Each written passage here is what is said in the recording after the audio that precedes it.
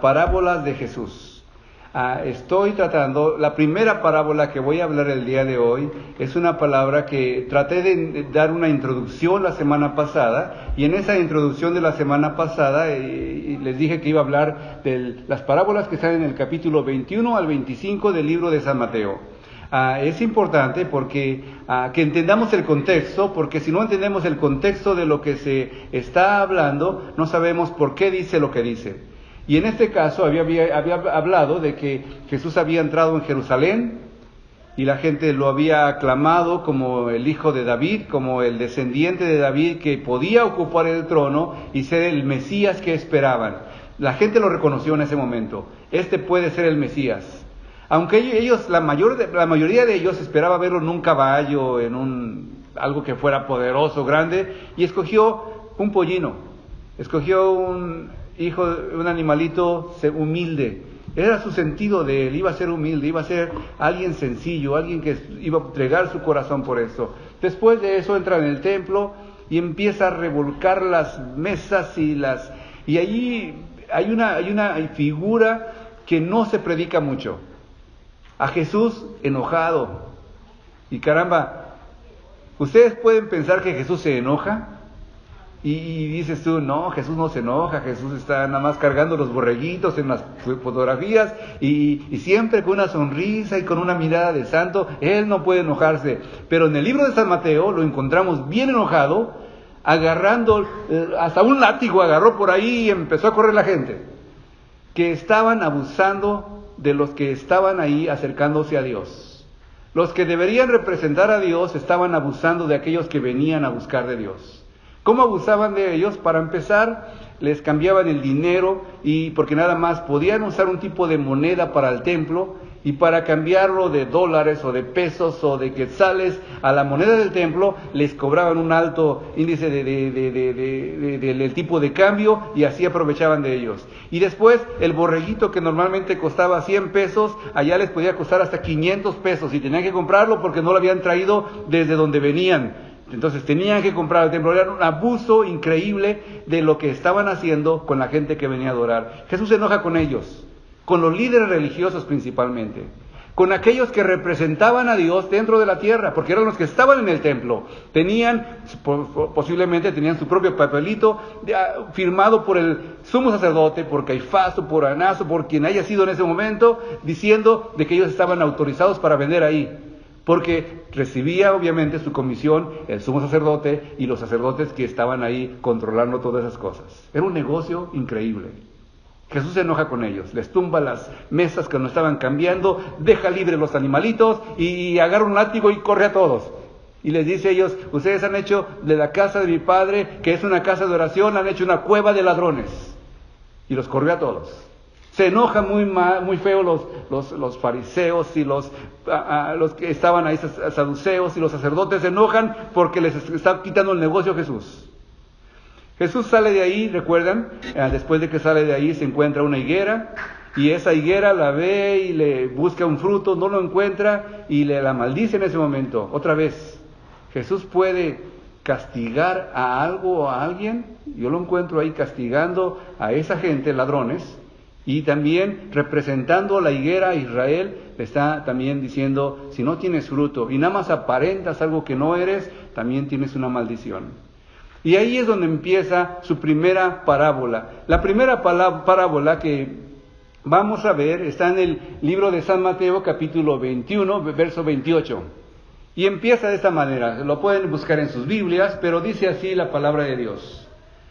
Había un hombre que tenía 2 hijos. Se dirigió al primero y le pidió, hijo, ve a trabajar hoy en el viñedo. No quiero, contestó el primero, pero después se arrepintió y fue. Después el padre se dirigió al otro hijo y le pidió lo mismo. Este contestó, sí, Señor, pero no fue. Eso está en Mateo 21, 28 al 30. Después vamos a ver algunos otros versículos, pero vamos a hacer una oración. Señor, ayúdanos a entender tu palabra. Que tu Espíritu Santo nos hable a nuestro corazón y nos diga qué necesitamos aprender el día de hoy. ¿Qué necesitamos? ¿Cómo necesitamos alimentarnos el día de hoy? Porque tu palabra es el pan espiritual de cada día. Danos el pan de cada día, dice la oración que hacemos.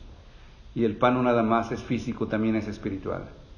Señor, alimenta nuestro espíritu en el día de hoy. En el nombre de Jesús, amén. Empieza Jesús contando esta historia. Y les dice a la gente que le estaba escuchando, recuerdan, eran los fariseos y la gente que estaba echando fuera del templo y también muchos pecadores en cierta manera, y les pregunta, ¿qué les parece? Empieza con esas palabras, ¿qué les parece? Entonces cuando Jesús les pregunta, ¿qué les parece? No nada más dice, les voy a contar una historia y a ver y no me digan nada, sino les dice, quiero una respuesta de esto que les voy a decir. Y entonces lo que Jesús esperaba es dime si sí o dime si no.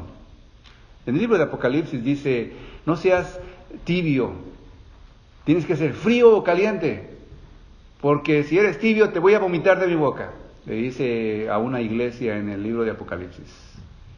Y ahí en cierta manera nos incluye a nosotros. ¿Qué te parece? De esto que te voy a decir, ¿eres de un lado o eres de otro lado? Pero ¿quién eres tú? Entonces lo que Jesús en ese momento nos está diciendo es una responsabilidad personal. Decide cuál hijo eres tú. De estos dos que acabo de mencionar, decide cuál hijo eres tú. El conocimiento no es suficiente. Voy a explicar un poco más este punto del conocimiento no suficiente. Nosotros a veces pensamos que porque una persona ya sepa algo, ya significa que lo va a hacer.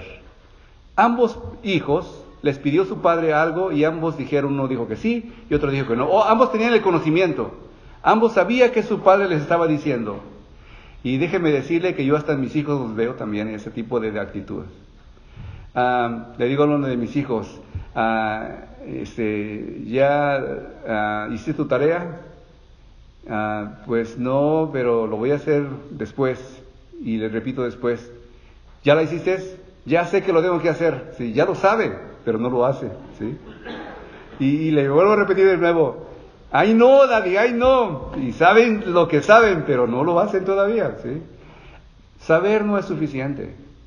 Es más, los fariseos y los sacerdotes conocían la ley al chas, se la sabían toda de memoria. Su vida estaba dedicada a aprenderse cada uno de los puntos y comas del Antiguo Testamento, de los libros de Moisés, del Torah, ¿sí? Y se lo sabían de arriba para abajo, pero el hecho de que se lo sabían no significa que lo practicaran. Ambos hijos sabían lo que su padre les estaba diciendo en ese momento. El conocimiento no es suficiente, ¿sí? Ay no, ¿sabes que tienes que venir a la iglesia? Sí, yo sé, sí, pero no viene nomás, ¿sí? Entonces sí sabe, pero no lo hace nomás, ¿sí? Hay quienes también se cree sin pecado, por tanto no necesita cambiar, ¿sí? Algunas personas dicen, no, yo no tengo ninguna falta, ¿sí? Yo me veo a mí mismo y no le hago mal a nadie, me porto bien, ¿para qué voy a la iglesia? Entonces, ¿qué necesito de Dios? No, yo no tengo necesidad de nada. Y ese tipo de personas son las que estaban ahora refiriéndose a Jesús. Los sacerdotes, los escribas, los fariseos decían, yo soy demasiado bueno, ¿sí? Es más, los criticaba Jesús en todo el tiempo, porque se paraban a la mitad de la calle, donde estaban las esquinas, o sea, cuando ves que la gente se amontona más. Bueno, eso no es aquí, ¿verdad? Porque aquí la gente no anda caminando por las calles, pero los carros sí. Entonces en los semáforos, allí en las meras esquinas es donde hay más tráfico. Si cambias ese tipo de idea y te ubicas en el tiempo cuando estaba escribiéndose esto, no había carros, entonces las personas caminaban y en las esquinas, eso lo experimenté allá donde estuve en Baja California, la gente se amontona. Y luego en la mitad de la calle ya no hay nadie, y luego otra vez en la siguiente esquina y están todos amontonados, así como que entre que se cruzan y que hablan y platican y están todos amontonados.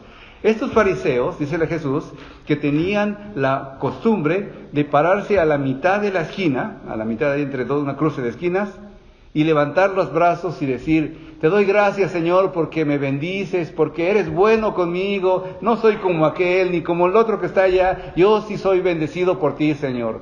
Y toda la gente decía, ay caramba, qué bonito ora el hermano, Qué bonito, mira cómo se ve, ¿sí? Ver no es suficiente. Cómo se ve la persona no es suficiente. Ambos hijos conocían lo que su padre quería decirles. Obviamente también necesitaba determinar qué necesita cambiar. Hay una palabra aquí que es metamelanteis, es un cambio de opinión, cambio de dirección, sentirse mal, remordimiento, no necesariamente arrepentimiento. El primer hijo que dijo no voy, ¿sí? Un poquito más analizando ese hijo que dijo no voy, dice, llegándose al primero le dijo, hijo, ve y trabaja hoy en la viña. Y él respondió, no quiero, pero después arrepentido fue. Esa palabra melatenamoi o algo así que dice, esa es la idea de cambiar. Y una de las preguntas que tengo yo, porque no dan más información la Biblia, ¿cómo se decidió cambiar este hombre? ¿Qué le hizo que quisiera cambiar? Porque primero dijo, de plano no voy, ¿sí? No quiero ir, papá. Pero mi hijo, mira que es nuestro trabajo, es nuestra casa y es el progreso, es el futuro tuyo, tienes que ir. No sé si fue una conversación así, no dice la Biblia todos sus detalles, pero me imagino algo como eso. Mira, tú eres el mayor, a lo mejor era el mayor quizá o el menor, te dije a ti primero, ¿por qué no vas? No quiero ir, ¿sí? Una de las cosas que aprendemos de la Biblia es que la Biblia habla en contra de la rebeldía. Y dice la rebeldía, hijos, obedeced a vuestros padres en todo, porque esto agrada al Señor. Y está difícil porque, no sé, decirlo como padre suena fácil, ¿no? O sea, yo como padre digo, sí, pues, Señor, diles eso a mis hijos, ¿sí? Que me obedezcan en todo, porque aquí dice en todo, ¿sí? Se aguanten, dice en todo. Pero yo también reconozco que fui hijo y obedecí a mi padre en todo, ¿sí? En lo que me convenía, en lo que se me antojaba, en lo que me daban ganas, en eso sí lo reconocía.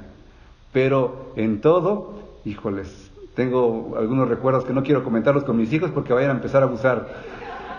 Pero no los obedecía en todo. Y ahora ellos están orgullosos de tener un hijo como yo. Déjenme decir, presumir un poquito, ¿sí? Han de estar contentos de que voy a ir para allá. Pero sí, no fui un hijo bueno. No puedo, a veces me preguntan también, porque veo a mis hijos y se portan mal también, o sea, los ven aquí bonitos y tocando el piano y todo, se portan mal también y rezongones y medio flojos y cosas así, ¿no? Y yo los veo y digo, híjoles, yo fui peor que ellos. Entonces por eso les tengo paciencia, sí, por eso les tengo paciencia. Y yo pasé por ahí también, sí. Pero la Biblia dice, honra a tu padre y a tu madre, como te mandó el Señor, y así prolongarás la vida y te irá bien en la tierra que el Señor tu Dios te da. Y ese es, según el libro del Nuevo Testamento, ese es un mandamiento con promesa. ¿Quieres que te vaya bien? Que te vaya bien y que tu vida se prolongue, honra a tu padre y a tu madre. Y ya están viejos tus papás, síguelos honrando.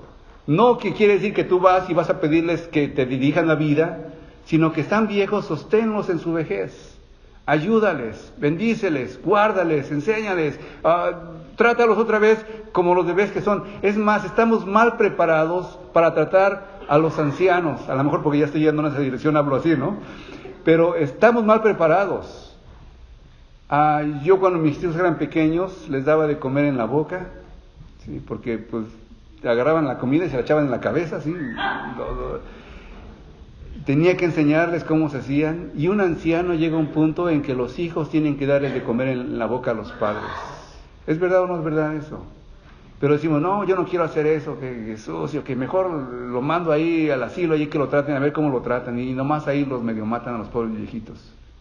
Y no estamos listos para honrar a nuestros padres en su vejez, cuando ya no tienen fuerzas, cuando ya han dado todo por nosotros, o por nuestros nietos, o por sus nietos, o por sus hijos, y hasta los centenados también, ¿sí?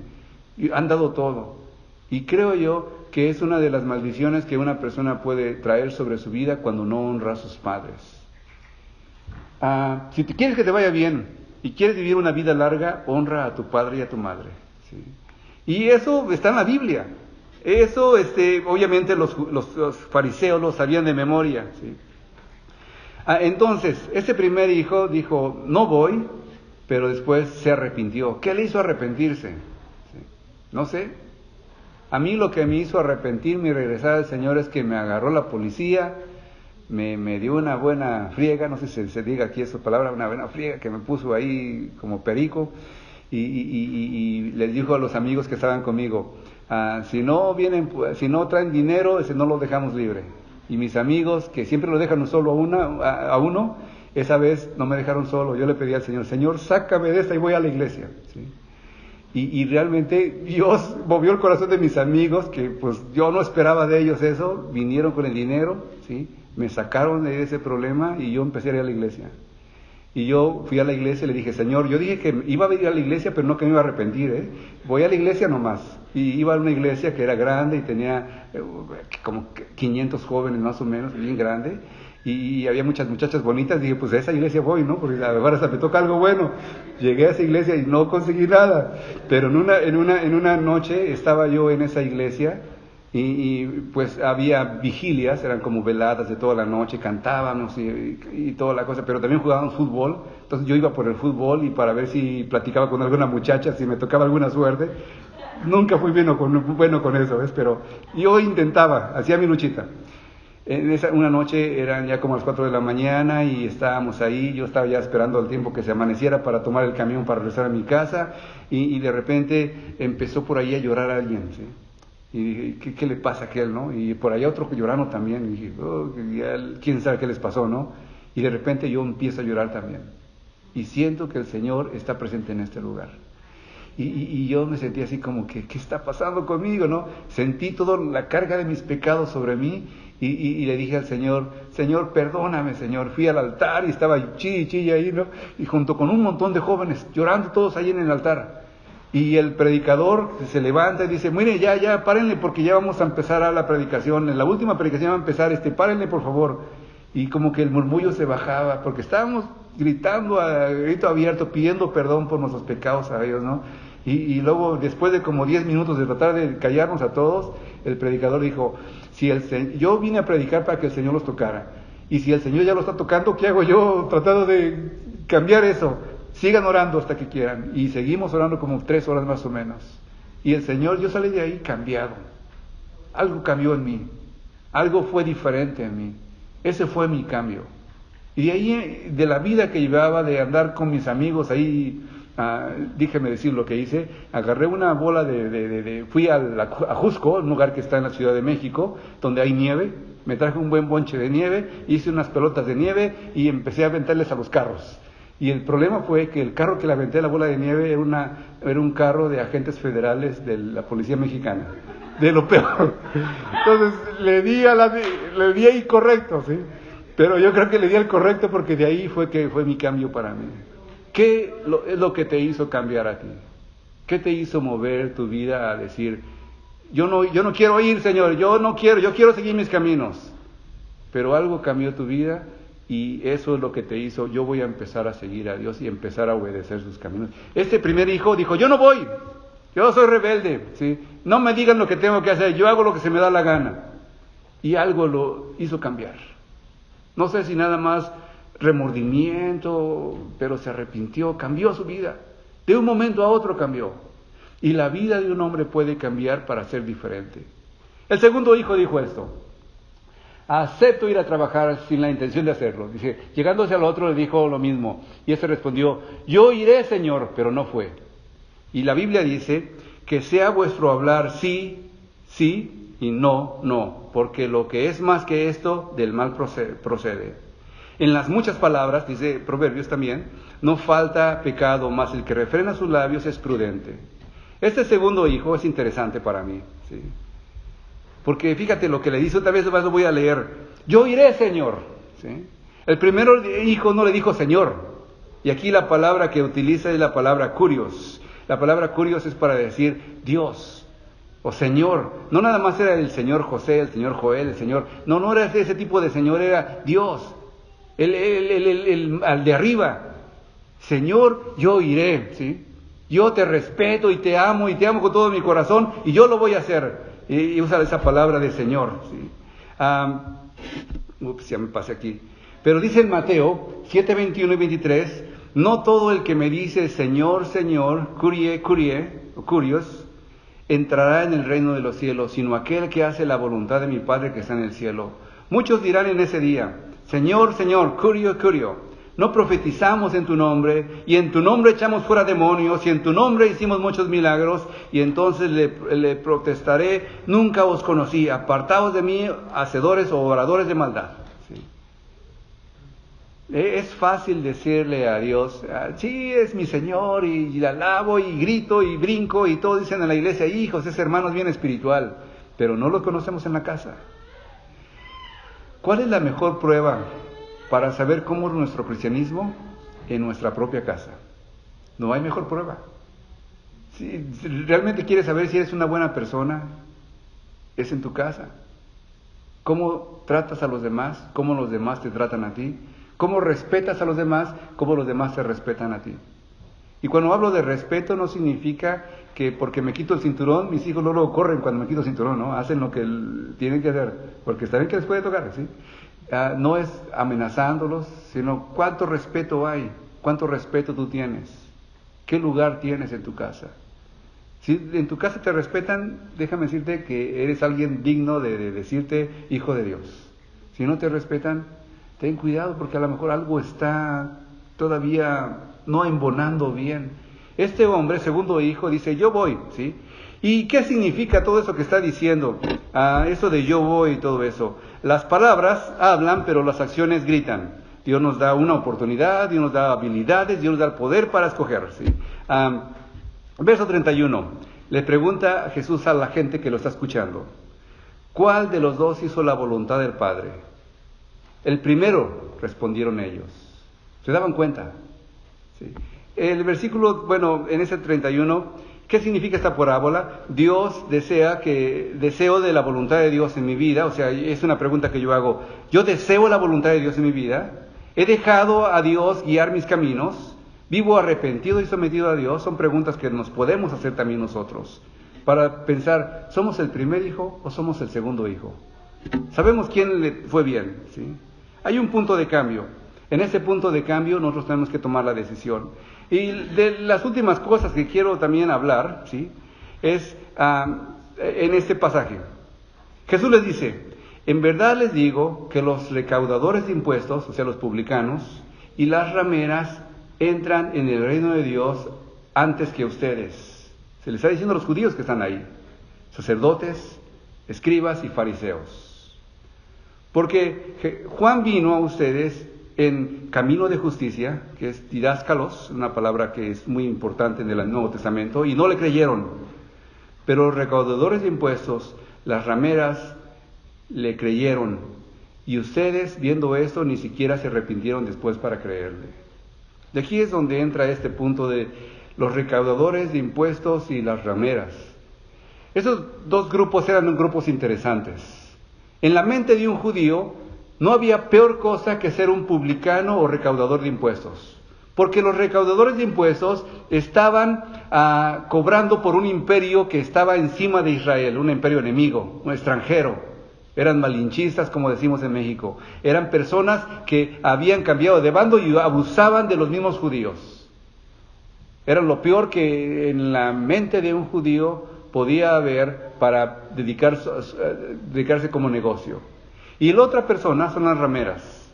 Y no porque fueran las más desprestigiadas, sino porque también las rameras estaban metidas con los soldados romanos, porque alrededor de los cuarteles había muchas mujeres que se vendían su cuerpo para poder sacar dinero, ¿sí?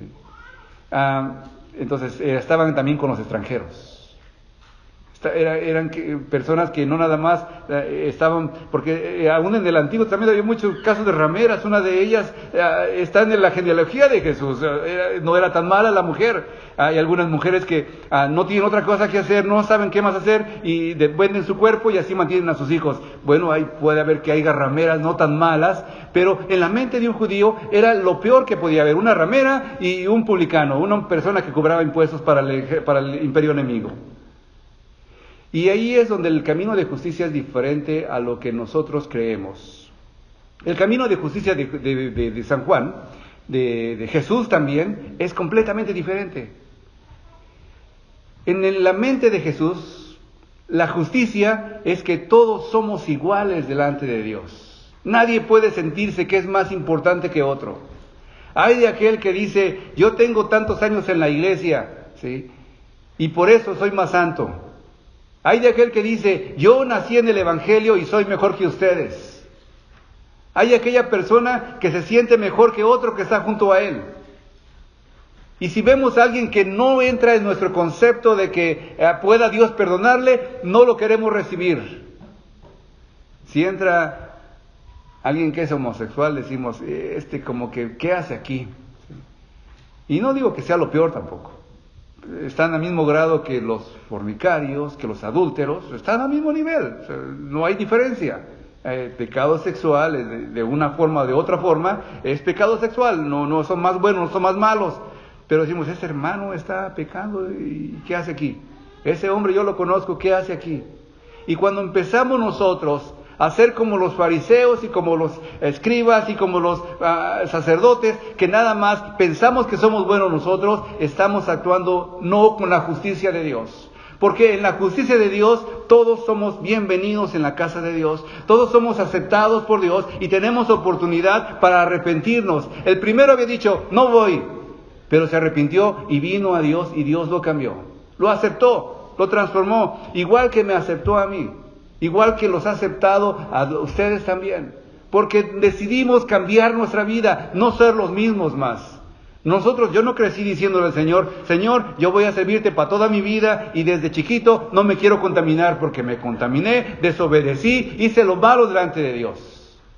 Pero Dios me perdonó y me dio una oportunidad para servirle. Y Dios nos puede a nosotros también perdonar también. Si eres el hijo primero que dijo, no quiero nada con Dios por mucho tiempo, pero tienes la posibilidad más allá de aquellas personas que dicen, yo no necesito de Dios porque yo ya soy bueno, ya soy santo, ya no necesito arrepentirme, ya la hice, ya tengo todo conmigo. Esa persona tiene menos posibilidades de realmente conocer la gracia y la misericordia de Dios porque no necesita a Dios. Pero aquellos que dicen, yo le he regado, yo le he fallado al Señor, pero Señor, perdóname. Y el Señor puede perdonarnos, el Señor puede cambiarnos. Como te conté de mi testimonio, mi vida no fue la mejor. No puedo presumir de que nací en el Evangelio, nada de eso. Yo también tuve mi tiempo rebelde, mi tiempo de desobediente, cometí varios errores. Pero aún así Dios tuvo misericordia de mí y puede tenerlo de todos nosotros. Juan el Bautista, y la gente le preguntaba diciendo, ¿qué pues haremos?, le decían a Juan el Bautista. Y respondiendo él dijo, el que tiene 2 túnicas, dé al que no tiene. El que tiene que comer, haga lo mismo, o sea, dé al que no tiene de comer.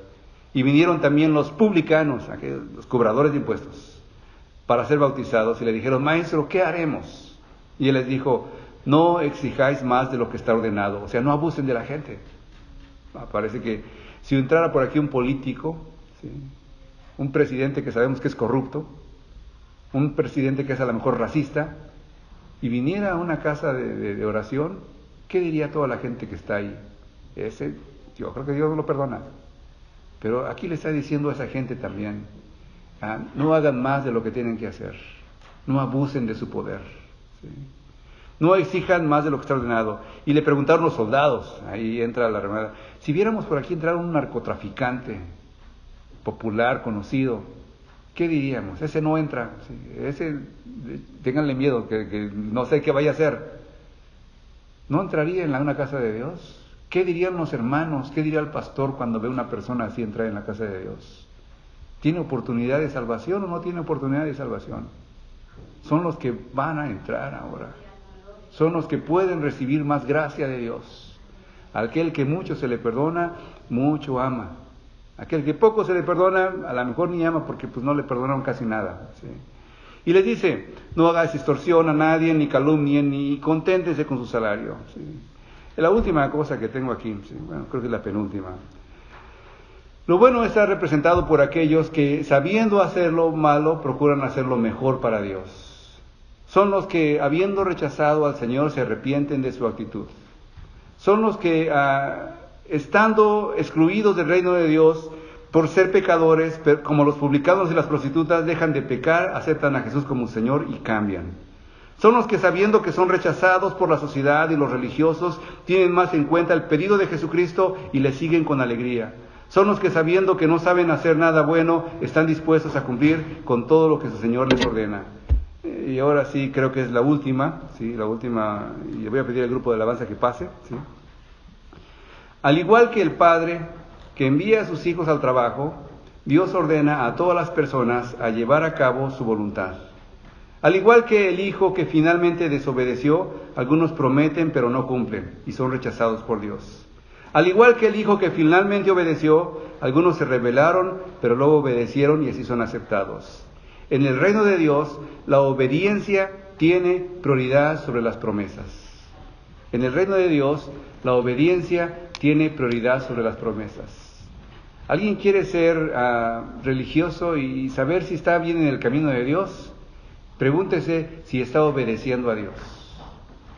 Pregúntese, no si está viniendo al templo cada domingo, sino estoy obedeciendo a Dios en lo que yo sé que se necesita hacer. Mi obediencia es real, mi obediencia es sincera. Estoy obedeciendo a Dios en lo que me pide que haga. Cada uno sabemos diferentes cosas de cómo actuar, pero yo creo que si alguien quiere realmente medirse en esa voluntad de Dios, necesita preguntarse esa pregunta. ¿Estoy obedeciendo a Dios en lo que Él hace? Vamos a orar.